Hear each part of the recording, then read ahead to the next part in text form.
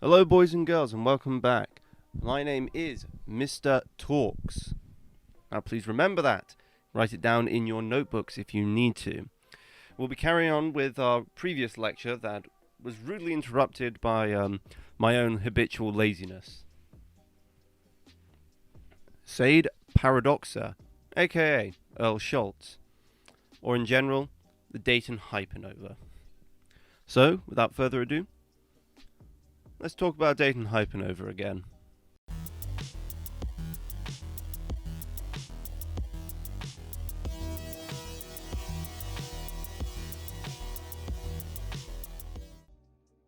Jumping straight back into our subject, we'll be going to Kiwi Farms, where on October the 17th, 2019, somebody going by the name of Gem City Jackass, claiming to know who Dayton is in real life, posted about him. His post reads, I know/knew Earl in real life. We both grew up in Dayton. We shared a few mutual friends and used to hang out occasionally around 10 years ago. I've been to his house, met his family, and know some other stuff about him that I haven't seen mentioned here. I'm a little hesitant to go into a lot of detail, but I'll try to fill in where I can. I had no idea Earl got this bad. I only just discovered that he was on Kiwi Farms after seeing someone made a YouTube video about him, and even then I didn't realize immediately the video was about Earl. When I used to see him semi-regularly, he was definitely eccentric, but not but nowhere near like how he appears in these videos. If I had to guess, I'd say he probably has schizophrenia, and it didn't fully manifest until we drifted socially. When I met Earl, he was actually introduced to me as Jack. It was obvious why. Each and every day he would go through somewhat significant lengths to dress in a costume complete with plenty of eye makeup as Jack Sparrow from the Pirates of the Caribbean movies. He also adopted the character's affectations both in speech and manner, although over time it seemed more like he was doing a characterized impression of Johnny Depp. Earl absolutely hated being referred to by his given name. I'm not sure if it's been changed. I doubt it has. It was explained to me that he had significant identity issues, hence him spending years of his life dressed like Jack Sparrow. If he was trans back then, I didn't know it at the time. He used to have a girlfriend who was actually pretty good looking, he had a lot of friends, and was popular with the hipster art crowd. He went to a specialized art high school that definitely not everyone could get into. I never knew what his magnet, artistic focus, was though. Although he had an obvious strange appearance and quirks, he was generally mild-mannered, considerate person. It was actually kind of surreal having more or less normal, occasionally even insightful conversations with a person who insisted on dressing like a pirate at all times. Although we didn't spend a ton of time together, especially one-on-one, Earl and I got along very well. He used to throw parties at his house occasionally. He rarely drank, although when he did, it would always be Manischewitz wine, somewhat of an expensive drink for teens/early 20s in a poor suburb of Dayton. I remember him saying it was the only alcoholic drink he wasn't allergic to, which didn't really make a lot of sense to me, but I didn't question it, as even back then he had horrible psoriasis, so I figured it must have been related. Eventually our social groups drifted apart, not due to any particular reason I can recall, but probably due to our age at the time, people going off to college, etc. I went years without seeing Earl. We were friends on Facebook, but I was never really very active on there. I don't remember seeing him post anything particularly crazy or outrageous.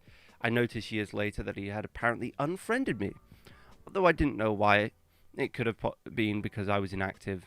Last time I saw Earl was maybe 2 years ago at a bar, coincidentally feet away from where the recent Dayton mass shooting kicked off. He looked visibly uncomfortable and more awkward than usual. He had a strange, stumbling gait.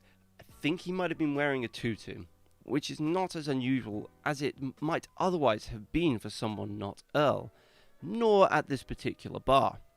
We spoke briefly and it took a moment for him to recognize me. When he did, he made a very strange, wide-eyed face and said something like, "Ah, yes, Gem City Jackass. How are you? I remember you from the Gilded Age." I think it was, I think it was something like that. Again, none of this seemed all unusual for Earl, but it took him about 2 minutes to tell me that he was thinking about killing himself. I was drinking a bit at the time, but I remember telling him I thought he should talk to someone, to which he just laughed and sang, "Tried it." I also met his brother and sister a few times. His sister was sweet and intelligent and fun to talk to. His brother claimed to have been a champion MMA fighter in New York. Oh, Sherman. Which seemed a little unbelievable at the time. And I remember him going on about being a fight promoter even back then. I don't remember too much about him other than that. Anyway, Earl is clearly not well. I never knew him to be a shitty human being, and I can only imagine if he's become one, it's largely in part to years of untreated illness. End of post. They posted a couple more times, just replying to questions people had asked them about Earl and his situation.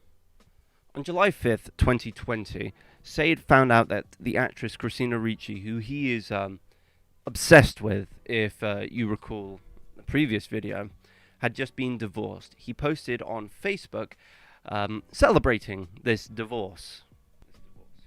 Of course, Said believes this to be a sign that Christina Ricci is divorcing her husband to be with him. As of July 28th, 2020, Said has only posted 2 more times on their YouTube channel. Both of these videos were directed to Christina Ricci and were quickly either unlisted or deleted from their channel.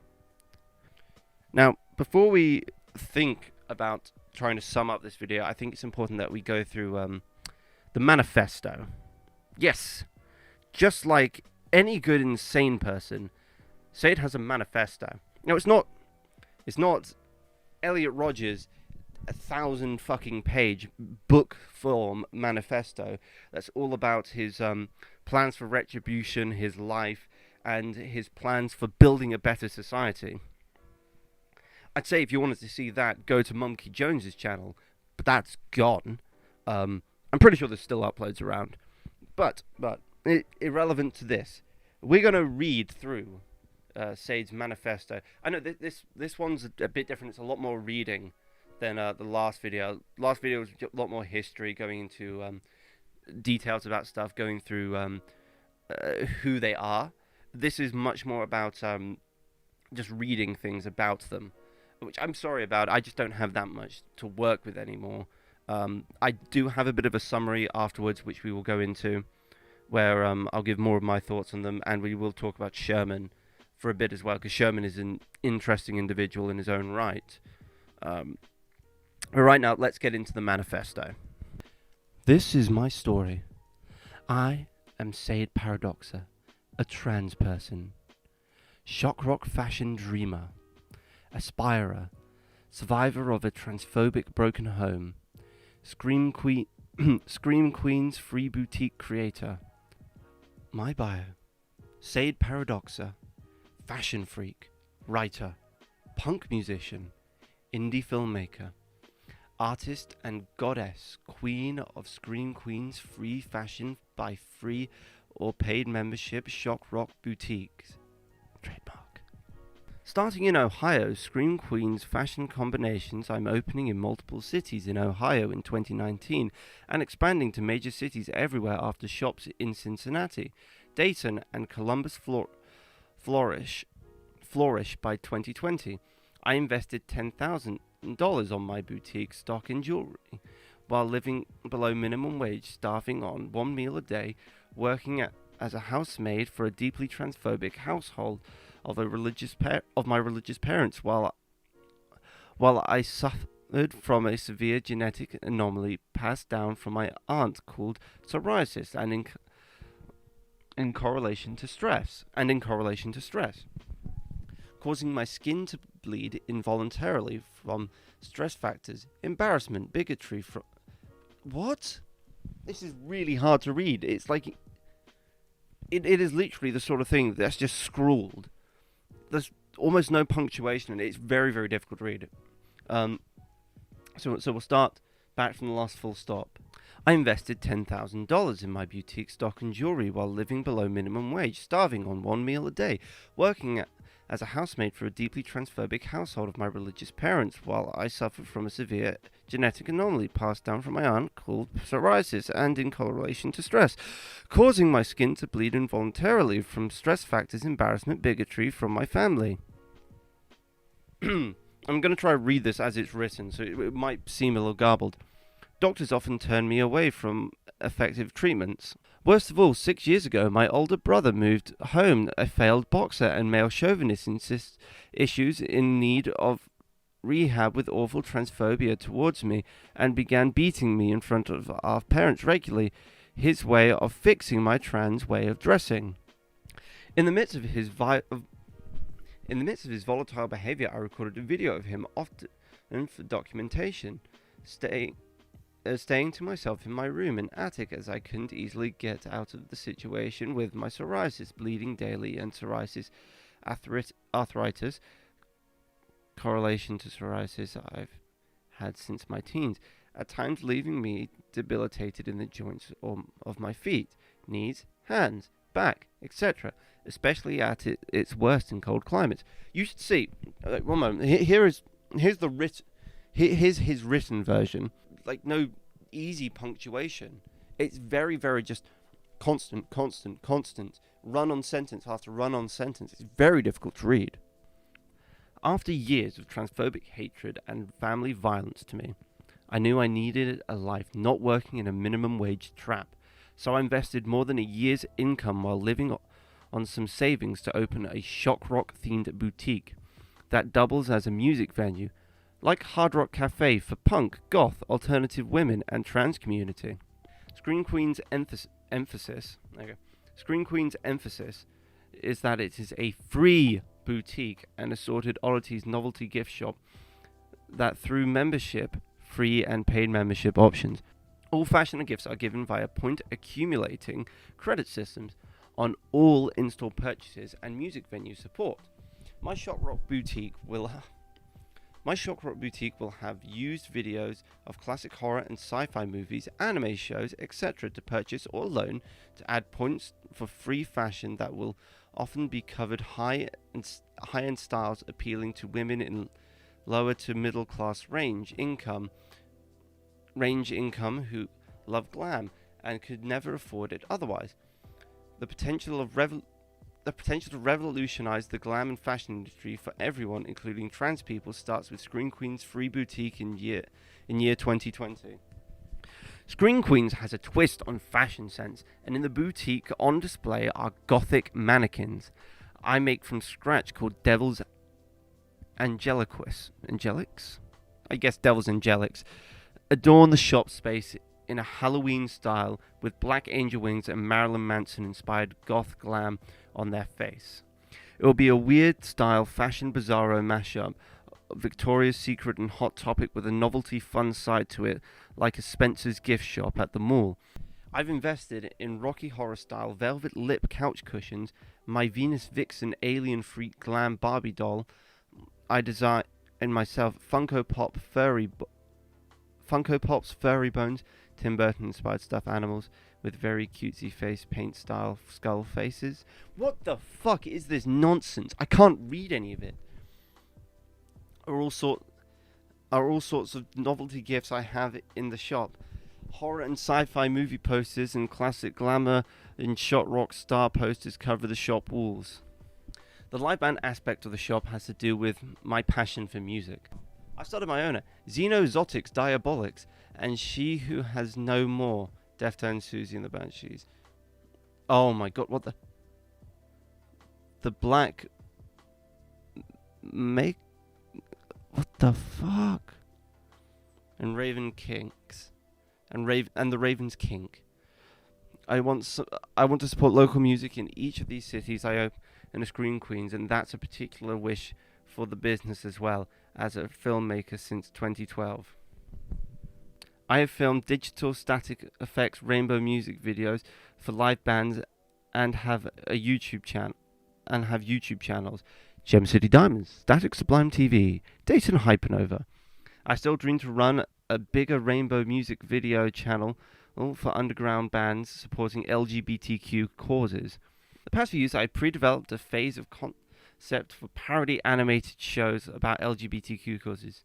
Shows parodying BoJack Horseman from the perspective of Princess Carolyn, the Lady Cat co-star in the show, if she was a genderqueer trans woman, but she's not.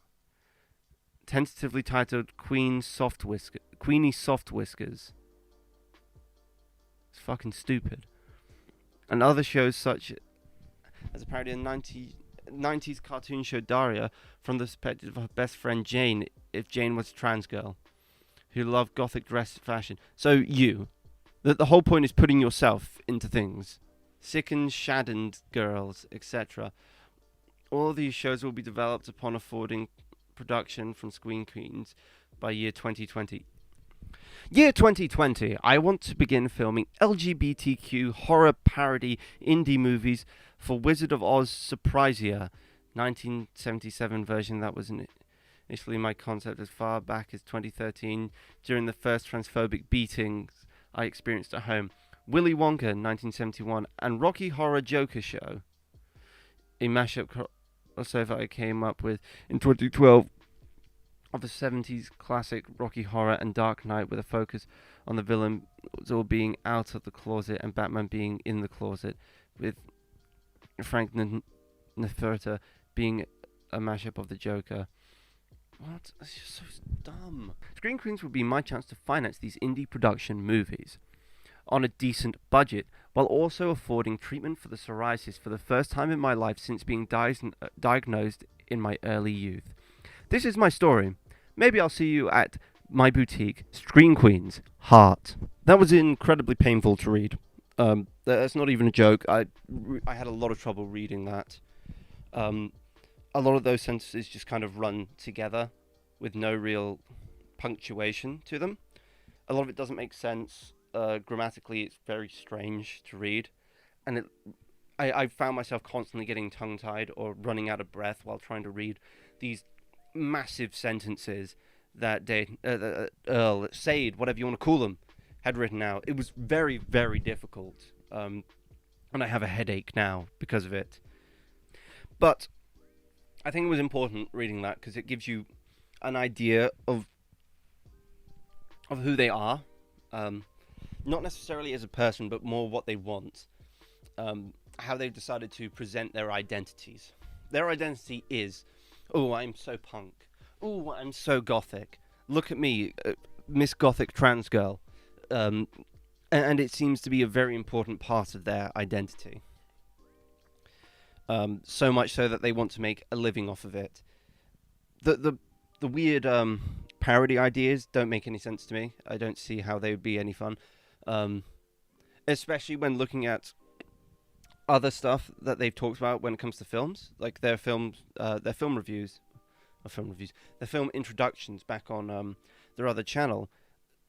Their film introduction, the one that they did for 2001: A Space Odyssey, actually made sense to me, and they seem to have a decent grasp of what the film was about. So I don't get why, if they wanted to be an indie filmmaker, why they have to go with parody route. Why not try to create something original? But then again, the problem is, Sade is going to force their identity into it. So they're not going to focus on writing a compelling story, being a good director, writing good dialogue. They're going to be focused on, how can I get into the film? How can I be the main character? And they will cast themselves as the main character in anything they can. Because it's not actually about the art, like they say it is. It's about themselves. Their boutique is about themselves. I don't think there is any boutique, by the way. It's obviously not... 2020 hasn't gone the way they wanted it to go. No, I don't think 2020's gone the way anybody wants it to go. But yeah. That's the manifesto. I think it is interesting to read, at least. At least it doesn't seem like they're going to kill anyone at the moment, which is good, you know. Like, I'd probably feel more comfortable being around Sade than I would, like, Brett. But that's by the by. And just to sum up this video, I'm going to talk a little bit about another family member. Obviously, we heard mention of Sherman. We heard mention of Dayton's sister, of Sade's sister. But we don't know that much about them. And I think really, we don't care that much about the sister. Sherman, though. Sherman is an interesting one. Because Sherman seems to be just as batshit as his brother. The only reason I think Sherman isn't more popular with people is because he doesn't post videos himself. If he threw himself all over the internet, the same way that Sade does, I think we'd see a lot more of Sherman just talked about. Sherman's weird. Like, Sherman's legitimately an interesting character. We saw Gem City Jackass bring up the fact that he claimed to be an MMA fighter. Now, I don't think I've shown you that many pictures of old Sherman here, but he looks like Shrek. He's got the body proportions of an ogre. He's just fat. He doesn't have any real muscle to him. So he's just some fat guy who says, "Oh yeah, mate, I was an MMA fighter, mate. I promote boxing matches now, mate. Yeah." Like, no, you don't. Don't bullshit everyone, Sherman. You have nothing. You are pathetic. I don't think there's really any chance that we're ever going to see Sherman become his own lolcow, get his own thread, because there's no way he would. He's just not that interesting, and there's not that much about him. But I do want to talk about him a little bit, and I think this little piece that was written on the forums really sums Sherman up. So we're doing more reading, boys. More reading! Sherman is Earl's brother who believes that Obama is a Muslim conspiring with ISIS. And a prominent figure, yeah, that's what he believes. He's also a prominent figure in Earl's videos, either being mentioned or making an appearance in almost every single one, at least after the music video is finished. Sherman has gotten physical with Earl a number of times, but the extent to it seems to be greatly exaggerated by Earl. Earl has even thrown a glass at Sherman in the video below, and Sherman was covered in blood and wine. I will play that video now so you can get a quick look. Okay, We're so... sick of you, Earl. We're sick of you lying. Stop beating me. Stop when did the hitting police... me. Stop abusing me. Stop Okay, abusing Addie, me. this is why you don't join the conversation. I guess I shouldn't have, but I just don't like Addie, bullying this my man, father. this man, No, wait, this stop. man... Earl, you bully beats us. me. Sherman, can you stop bullying my father? Can you stop He is 77 bullying your years old. transgender sister? Look, You're a boy. You're a boy with mental issues who beats up your family. You beat your mother. You beat your father. I've never Earl laid... beats his parents. He hates his parents. The police come and arrest Earl. Let's do it! Let's beat me! Let's do it! Let's beat me! Let's do it! Let's get bloody! Let's get fucking bloody! Let's get bloody! Let's get bloody! With mental issues. Happy birthday to me! me! He just hit me with blood! Birthday to me! He abused me! He hit me with blood! He's trying to get me! Why does he hate us? Addie? Why does he abuse us? I don't know what's Why does he hate us? He This- just showed this! This man has been... He just threw this in front of a little baby! He threw this in front of a little baby! He's trying to murder a little baby! God, you're pathetic and scary. Yes, Addie! He beats me! He beats Trying to me! murder his little nephew! He threw this glass at his little nephew! Show it, Earl! Show it! Show it live! And you tried to murder a little baby! What is wrong with you, idiot? You tried to murder a little child! No one's trying to murder a child, you idiot! Sick of him!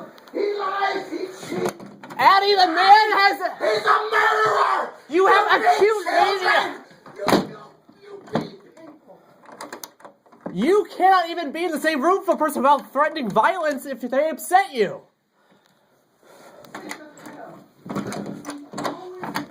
Addie, I'm talking to Cheryl Parkway about this man's behavior. I am talking to Cheryl Parkway about this man's behavior. He keeps coming at me with that glass. Do you see his behavior right now? Do you see this? Oh my God! Earl! Do you recognize that you threw a piece of glass? A piece of antique glass? You abuse your marriage. What? Everybody around you. Everybody's sick and tired. Nobody wants to be around you. This man beats me. You're gonna go batshit crazy. This man beats And me. destroy everything. Your evil hatred heart. This man beats me. He's been doing it for the past 5 years. Addie, that man has acute mania. That is what that psychological condition is. That is acute mania when a person has that. It's like manic depression. He's bipolar and he beats me. It is an active issue. He continuously has outbursts at the football game. Just help me with my wine glass, you What, Eddie, do you see this? You psycho little boy! You're a 6-year-old I'm girl. transgender, okay? Stop that. I'm transgender. I cannot live in a house where he's beating me and you cannot sit by. Cheryl Parkway is being informed. Cheryl Parkway will be informed of all of this. She already knows. She already knows. You to stop. I'm not stopping anything as long as that's the man, it's his way, and he's in his house with your child that's already born, let alone the twins. What? You're attacking me. You are verbally. You are. You? Did you? Yes or no? What? Girl! I. Broadcast it live. Did you write this? Why are you having a meltdown when you are beating people? You just tried to murder a little child. Addie, that is a problem. Mom and Dad, this is a problem. No one should be less than half that man's size getting beat down regularly, and it's happening. It's when I'm in drag, Addie. It's when I'm in drag. This is a current tense situation. Current tense stops with the sweetheart. Just be on the level. I'm trying to be on the level with Addie, this is a hazardous environment where I'm getting beat I down. would really love it if both of you would move out, because obviously... I'm moving out. He's going to be the problem around your child because he beats people. He has had meltdowns. I have video of him having a meltdown in front of the child. I have a video of you Yeah? having a meltdown in front of my parents just now. Yeah, it's because I'm recording it right now showing people his problem. It's only in reaction to his problem. It's not my issue. It is not my issue. It's a catalytic issue based on him. You need to chill. You need to realize that it's a problem. Earl claims Sherman is a former boxer who got his ass beaten in every match, although I can't say if that is true or not. I think there's probably some truth to it. Both of them seem to be telling more or less the truth about each other, just exaggerating it to the extreme. So, yeah, Earl has gotten physical with... Sherman has gotten physical with Earl. So, he beats me. He beats me every single day. He's probably beat him up once or twice. Oh, that's true. He beats me. He beats me every single day. That's probably true to an extent, but I don't think it reaches the level that that Earl claims. Equally, I think that they also lie about themselves, lie about saying how good they are at everything and stuff like that. They seem very, very similar in a lot of ways, just two ends of the testosterone pile, I suppose.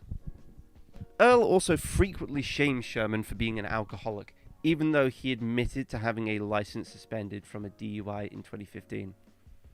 End of post. The Schultz boys are both very strange characters.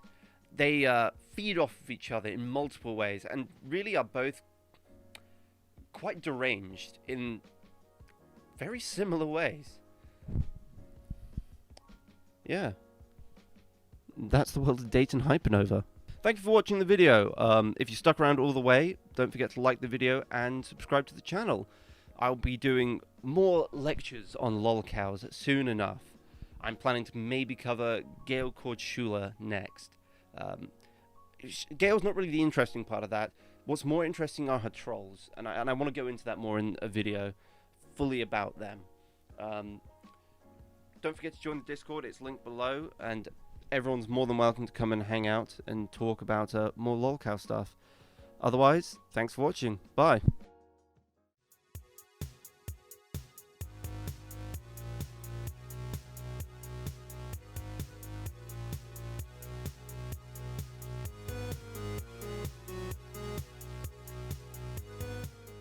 He rarely drank, although when he did, it would always be Manischwitz? Manifit?